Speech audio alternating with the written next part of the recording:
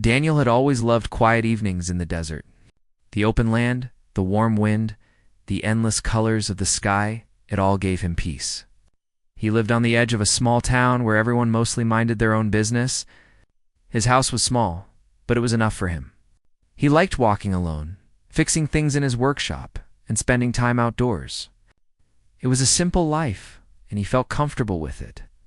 On one particular evening, the sky was shifting fast. Gray clouds rolled over the mountains, bringing the promise of heavy rain. The air smelled different, full of dust and electricity. Daniel had gone for a short walk, planning to return before the storm fully arrived. He knew the desert well, and he knew storms here could become dangerous without warning. As he walked back toward town, he suddenly heard something unusual, a sharp cry, faint but filled with pain. He stopped and listened again. At first, he thought it might be the wind, but then he heard it a second time.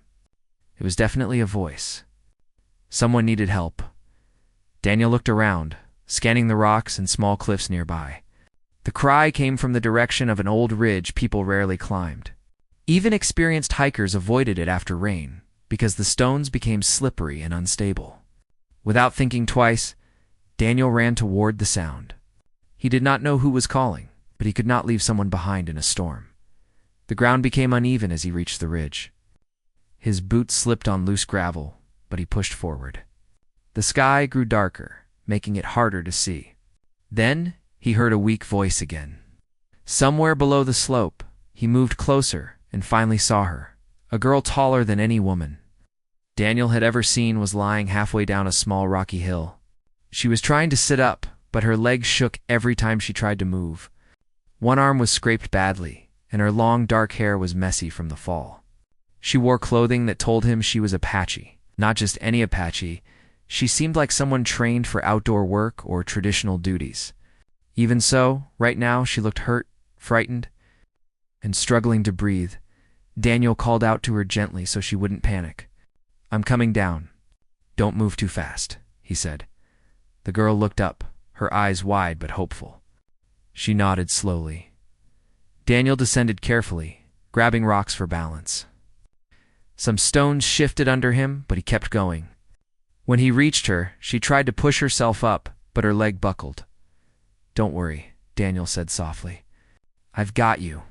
The girl breathed in shakily, a mix of pain and relief. She told him her name was Tala. She had been gathering herbs before the storm started, but the wind had knocked loose a patch of dirt beneath her feet. She slipped and tumbled down, hitting her leg hard and scraping her arm. Daniel checked her injuries. Nothing looked broken, but her leg was too weak for her to walk on it alone. He helped her sit up straighter, brushing away small stones and dust. Tala was taller than Daniel by a good margin, and she looked strong. But right now, she was clearly in need of help. The storm's first drops began to fall, cold and sharp. The wind picked up, pushing grit into their faces. "We need to move before it gets worse," Daniel told her. She tried to stand, putting her weight on him.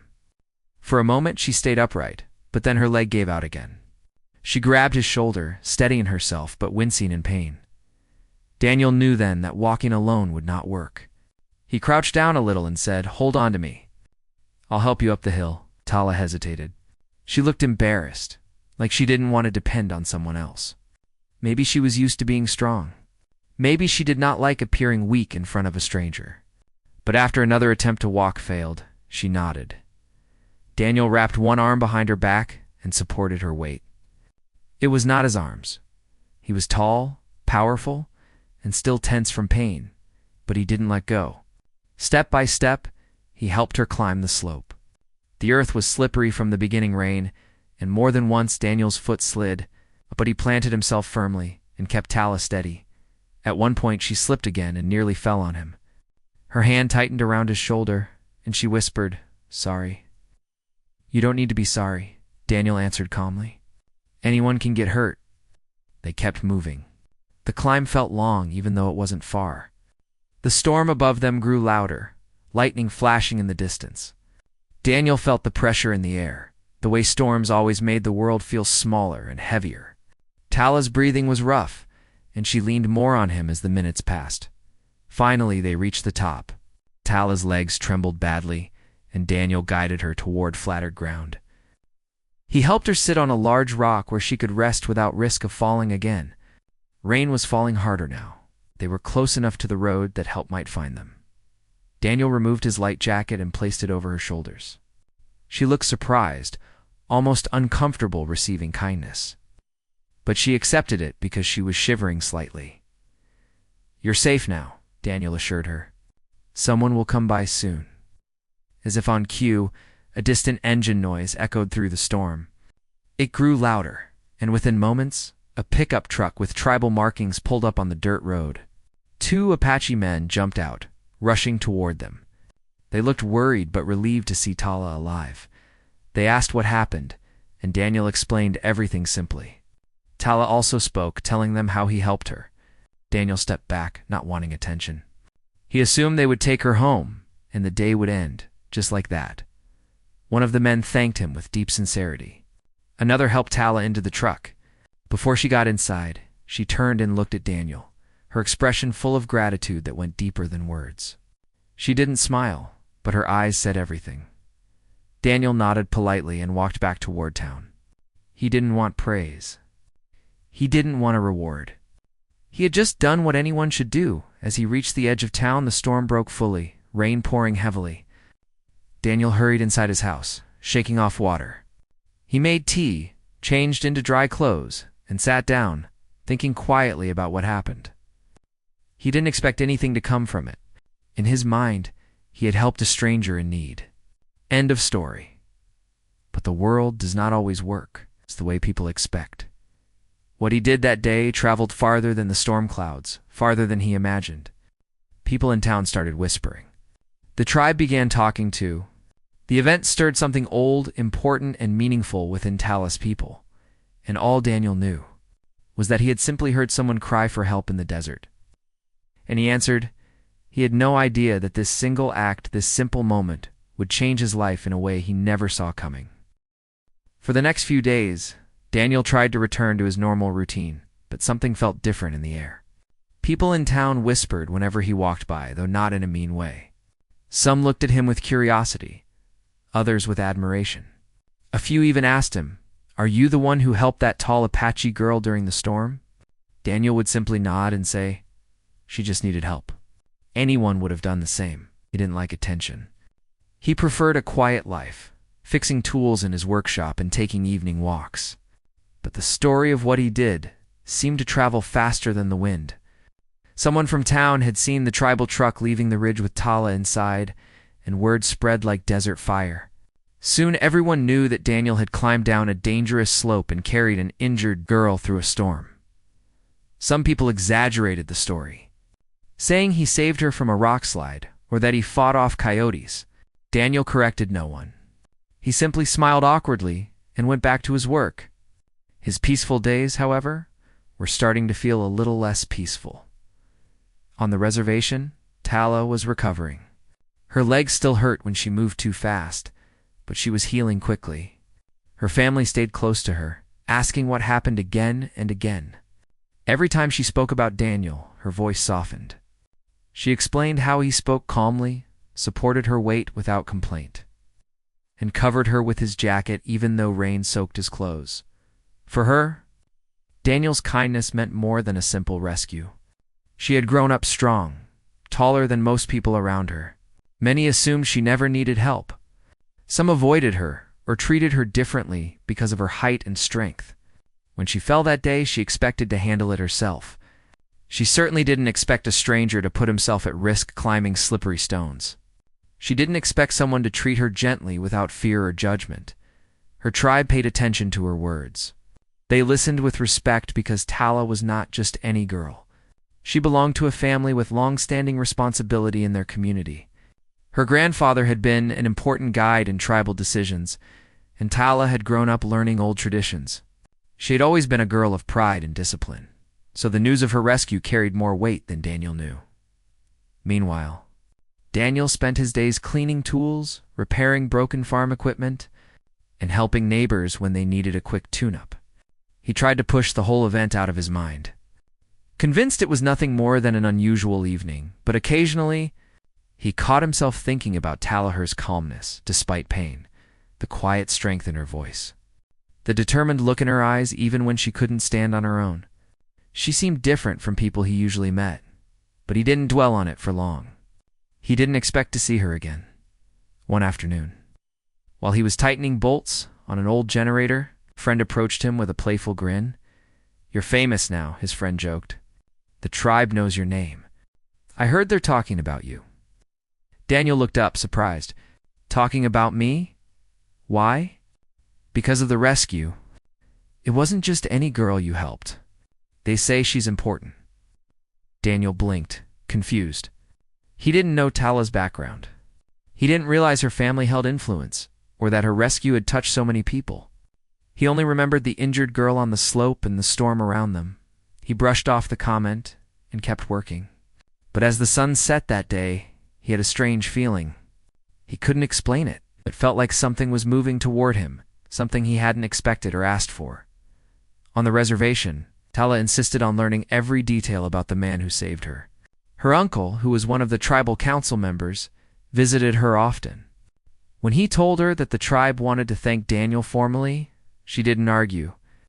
She agreed it was right. She believed gratitude should be shown with respect, not just words. Her uncle later met with other elders. They discussed Daniel's actions and what was proper according to their traditions. In many tribes, offering thanks is not a simple gesture, carries deep meaning. A person who risks themselves to protect someone is recognized in a special way, especially if that person had no obligation to help. The elders came to a decision, one that required a personal visit. It wasn't a casual meeting. It was a step rooted in respect and ceremony. Tala quietly listened to their plan. Her heart felt tight, like she was nervous but also grateful. She wanted Daniel to know she hadn't forgotten what he did. She also wanted him to understand that her people valued kindness deeply. Back in town, days passed peacefully, at least on the surface. At night, he sometimes lay awake, thinking about the storm. He remembered how Tala leaned on him, how heavy her steps were, and how she tried not to show her pain. He remembered her eyes, dark and steady even through rain, but then he reminded himself that she was safe now. Her tribe would take care of her, and his part in the story was over. One evening, Daniel walked to the local diner for a simple meal. The waitress poured him coffee and leaned in with a smile. "I heard the tribe might visit you," she said lightly. Daniel nearly dropped his cup. "Visit me? Why?" She laughed softly. "Don't act surprised. Rumor is, they want to thank you in their way." Daniel shook his head. "They don't need to. I'm just glad she's okay. Maybe they think that's not enough," the waitress replied with a shrug. The rest of his meal passed in quiet thought. When he returned home, the desert night felt sharper, as if holding its breath. 3 more days passed. Nothing happened. Daniel began to relax again. He told himself people were exaggerating. Maybe the tribe wasn't planning anything. Maybe life would go back to normal after all. But early one morning, just after sunrise, something changed. While Daniel was still half awake, sipping warm tea and preparing for the day, he heard a deep, firm knock on his front door. It was not the knock of a neighbor. It wasn't playful or casual. It was steady, respectful, and deliberate. He stood up slowly, unsure why his heart suddenly beat faster. When he opened the door, 3 Apache elders stood before him. Their expressions were serious but calm. And there, standing slightly behind them, was Tala, her leg wrapped, but strong enough for her to stand. She looked healthier, her posture tall and confident. But her eyes were warm when they rested on him. Daniel froze, unsure what to say. He never expected this. The leader of the elders spoke with a voice full of dignity. "We have come to speak with you," he said, "about what you did for Tala." Daniel swallowed hard, feeling the weight of the moment settle over him. He didn't know it yet. But this was not a simple visit. This was the beginning of something he never imagined, something that would connect him to Tala's people in a way that would surprise him more than anything so far. Daniel stood at the doorway, unsure whether he should invite them inside or step out to greet them. The elders didn't seem angry, but their presence carried a kind of weight that made the morning air feel still and important. Tala stood quietly behind them, her hands folded in front of her, her expression calm but hopeful. The eldest man stepped forward first. He was tall and carried himself with dignity. His long gray hair was tied behind him, and his eyes were sharp, taking in everything with quiet wisdom. Daniel felt that this man was someone people listened to, someone respected not because of power, but because of the history he carried. "You are Daniel," the elder stated. Not as a question, but as a simple truth. Daniel nodded. "Yes, sir. You helped one of our daughters when the storm was strong," the elder continued. "You went down a dangerous slope and brought her to safety." Daniel shifted uncomfortably. "She needed help. I just did what anyone would do." The second elder, a man with a steady gaze, gave a faint smile. "Not anyone," he said. "Many would have ignored a cry in a storm. Many would have been too afraid." Tala stepped forward then, just slightly. "He didn't stop," she said softly. "He didn't hesitate at all." Daniel felt heat rise to his face. He didn't know what to answer. He wasn't used to people talking about him like this, especially not in front of so many serious faces. The first elder spoke again. "In our way, a good deed is not taken lightly. When someone helps one of our people, especially in danger, we offer our gratitude in a way that matches their action." Ow. Daniel's eyebrows drew together. "I don't need anything," he said quickly. "I was just glad she was okay." The elders exchanged looks, not upset, but thoughtful. "We understand your nature," the eldest said, "but our traditions guide our steps. When something important happens, we do not ignore it." They asked if they could sit, and Daniel quickly moved aside to invite them in. He wasn't prepared for visitors, important ones, but he did his best to make space. The elders walked in with calm dignity, and Tala followed quietly, her steps careful but steady. Daniel noticed she no longer leaned on anyone for support. Her recovery had come far, but he could still see the slight stiffness in her movement. Daniel offered chairs, and everyone sat except him. He remained standing, too nervous to relax. Tala watched him with gentle eyes, as if trying to tell him through silence not to worry too much. The first elder folded his hands. "We want to offer you something today," he said. "A choice. It is not forced. It is not expected. It is simply a way to honor what you did." Daniel swallowed. "What kind of choice?" The second elder leaned forward slightly. "In our people's traditions, when someone protects one of our own with courage and sincerity, we offer them a bond of friendship. This bond is not simple. It means trust. It means welcome. It means that, from that day on, the person becomes connected to our community in a meaningful way." Daniel listened silently. The elder's words sounded almost ceremonial, but also deeply genuine. The third elder spoke next. "If you accept this bond, you will be known among us as a friend of the people. You will be welcome at our gatherings. You can visit our land, learn from us, and we will treat you with the same respect we give our own." Daniel blinked slowly. He hadn't expected anything this big. He thought maybe they would say thank you or bring a small gift. But this was something with real meaning. Something that had responsibility in it. Something that showed how seriously they treated kindness. He hesitated. "This feels much more than what I did," he said quietly. Tala finally spoke, her voice soft but clear. "To you, it may seem small," she said, "but to us it was not. You helped me without fear. You didn't look at my size or strength or the things others sometimes judge. You saw a person who was hurt. That means something to me. And it means something to my people." Daniel met her eyes and saw sincerity there. She wasn't saying this for tradition, she truly meant it. The eldest elder added gently, "If you refuse, we will not be offended. Gratitude must not be forced. But we wanted you to know what your action represents to us." Daniel sat down slowly, realizing he needed to think. The room fell quiet, giving him space to gather his thoughts. He remembered the storm, the slippery slope, Tala's weight on his shoulder, and her calmness despite injury. He remembered the way she looked at him before getting into the tribal truck. He realized he had thought about her many times without understanding why. The idea of being connected to her community felt overwhelming, but also strangely right.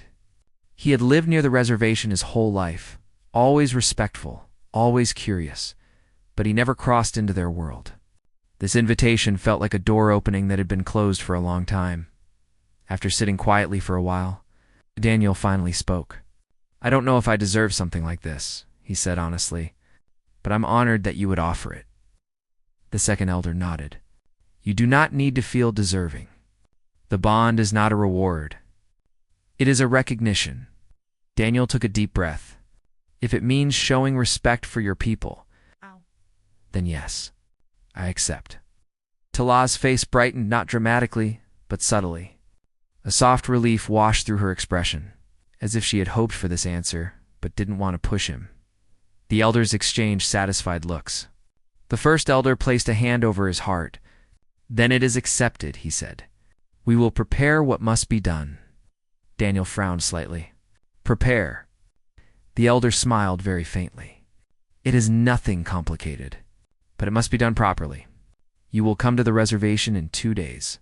There will be a simple gathering, nothing too large, but meaningful." Daniel nodded slowly. He didn't know what to expect, but he wasn't afraid. Their calm energy made him feel at ease. As the elders stood to leave, Tala remained for a moment, looking around Daniel's small home. When the elders stepped outside, she lingered by the door. She looked at him with gratitude that didn't need words. "Thank you," she said quietly. Daniel rubbed the back of his neck. "You don't have to thank me. I want to," she replied softly. "I didn't expect help that day. You didn't know me, but you still came. That means a lot." Daniel nodded, unsure how to respond. Her sincerity left a warmth in the air. Tala stepped outside, but before she followed the elders fully, she looked back once more. "We'll see you in 2 days." "Yes," Daniel said. "I'll be there." When the truck drove away, Daniel stood alone on his porch. The quiet morning suddenly feeling very different. A gentle wind moved across the desert, and he felt a strange feeling rising in his chest, something between curiosity, nervousness, and a quiet hope he couldn't explain. He had no idea what the gathering would be like. He had no idea what being a friend of the people meant in full. But he did know one thing. His life had shifted in a new direction, and there was no going back. And somewhere inside, he realized he didn't want to go back. 2 days passed slowly for Daniel. He tried to distract himself by working in his workshop, fixing old tools, tightening bolts, and cleaning dusty corners. But no matter what he did, he kept thinking about the upcoming gathering. He wondered what it would look like, what the elders would say, and how Tala would act around him now that things felt more serious. He reminded himself that this was all because he helped someone. It wasn't a ceremony about him. It was about respect, tradition, and the value of kindness. Still, his nerves stayed with him. Every time he tried to relax, he found himself replaying the storm in his mind, remembering Tala leaning on him, her calm voice, and the silent gratitude in her eyes. When the morning of the gathering finally arrived, the sky was bright and clear. A warm breeze carried the smell of sagebrush across the desert. Daniel dressed simply clean jeans, a plain shirt, and the same boots he wore during the rescue. He didn't know what people normally wore to such events, so he stuck with what felt honest. He drove toward the reservation, following familiar roads but feeling like he was entering a new world. He had passed by these lands many times, but he rarely went inside. Today felt different. Today he wasn't a visitor. He was someone who had been invited. As he approached the main entrance, he saw 2 young men standing guard. They recognized him and signaled for him to continue. Their respectful nods eased some of his nervousness. When he reached the center of the reservation, he saw a small gathering of people. There were elders sitting on carved wooden stools, and families standing nearby. Children played at the edges, running in circles but stopping occasionally to look at him with curiosity. Daniel stepped out of his truck slowly. A few people nodded at him politely, and he nodded back, unsure if he should speak or wait. He didn't want to interrupt anything. Then he saw Tala. She stood a little distance away, talking to her family. She looked healthier, her leg wrapped lightly, but no longer stiff. Her posture was tall and strong, and the sunlight highlighted her long dark hair. When she turned and saw Daniel, a quiet brightness filled her face, subtle but genuine. She walked toward him with careful steps, so she still remembered the pain from the fall, but no longer feared it. When she reached him, she spoke softly. "I'm glad you came." Daniel smiled nervously. "I said I would." "You look nervous," she said gently. "Is it that obvious?" he asked. She nodded, and a small, warm laugh escaped her. "A little, but the gathering is simple. You don't need to worry," he exhaled slowly, relieved by her calm presence. The eldest elder, the same one who visited Daniel's home, raised his hand to call everyone's attention. The chatter slowed, and people formed a half-circle around Daniel and the elders. Tala stepped slightly behind Daniel's right side, as if she was both part of this moment and a quiet witness to it. The elder spoke with a strong but peaceful voice. "We are here today to honor a man who acted with courage and kindness when one of our own was in danger. He did not know her. He did not stop to think of the risk. He simply acted with a good heart." Daniel felt his face grow warm, but he kept his eyes on the elder. Listening carefully, the elder continued, "In our traditions, when someone protects a member of our community, especially in a moment of fear or danger, we offer them a bond that carries meaning. A bond of respect, trust, and welcome." The second elder stepped forward with a small wooden item wrapped in cloth. When he unfolded it, Daniel saw a hand-carved pendant shaped like a small feather. It was smooth and polished, made with great care. The wood lines were natural and beautiful. "This," the elder said, "is a symbol of friendship. A sign that you are welcome among us, not as an outsider, but as someone we honor." He held it out for Daniel. Daniel took a slow breath, then stepped forward and accepted the pendant with both hands. The wood felt warm from the elder's touch. Holding it made him feel a strange mix of humility and pride. He didn't think he deserved anything like this, but at the same time, he understood how important the gesture was. The third elder placed a hand over his heart. "By accepting this, you become a friend of the people," he said. "You are welcome at our gatherings, our meals, and our celebrations. You may walk our land and be treated with respect." Daniel nodded deeply. "Thank you," he said quietly. "This means more than I can say." The people around him nodded, some smiling, others simply watching with calm approval. The moment wasn't loud or dramatic, but it carried a depth that settled deep inside Daniel's chest. Then the eldest elder smiled gently. "Now we eat." Laughter rippled through the crowd, and the mood warmed instantly. Children ran again. Women brought out food, and conversations began filling the air. Some people approached Daniel to shake his hand. Others simply nodded at him with kind eyes. He felt welcomed in a way he had never felt before. Tala walked beside him as they moved toward the food tables. She spoke softly, so only he could hear. "You handled that well." "I hope so," he said with a nervous laugh. "I felt like everyone was watching me." "They were," she said honestly, "but not in a bad way. They just wanted to see the man who helped me." Daniel rubbed the back of his neck. "I still feel like I didn't do anything special." "You did," she said, her voice turning softer. "I don't usually need help. I don't expect it. People see me and think I'm strong enough for anything. But that day, I was afraid. When you reached me, I felt safe again. I won't forget that." Her words settled into his heart gently, like warm sunlight passing through clouds. During the gathering, Daniel met Tala's family. Her mother thanked him warmly, her eyes filled with gratitude. Her uncle, one of the elders, clapped Daniel on the shoulder proudly. Her younger cousins asked him questions about the storm and how he managed to help her up the hill. Through it all, Tala stayed close, too close, but enough that Daniel felt her presence offering silent support. They spoke now and then, sharing small conversations that slowly became more comfortable. As the sun began to lower in the sky, painting the desert gold and orange, the crowd thinned.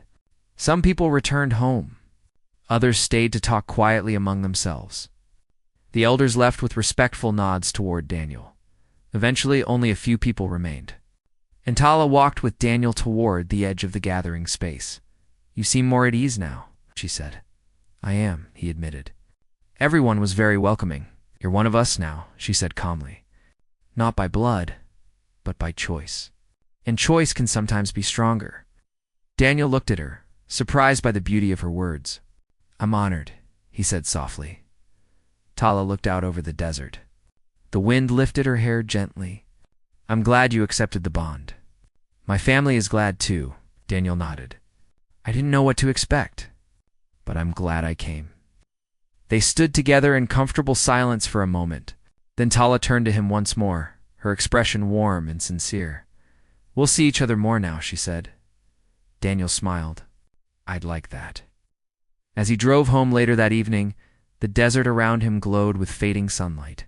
He held the carved feather pendant in his hand for a moment, feeling its smooth surface. It wasn't just a symbol. It was a reminder of connection, of kindness, trust, and the unexpected path that opened. Because he answered a cry in a storm.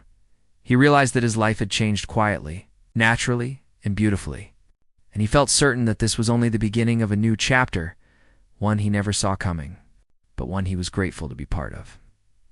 The desert wind blew softly outside his window, carrying a sense of peace he had never felt before. He had saved someone that day. But in many ways, that moment had changed him too.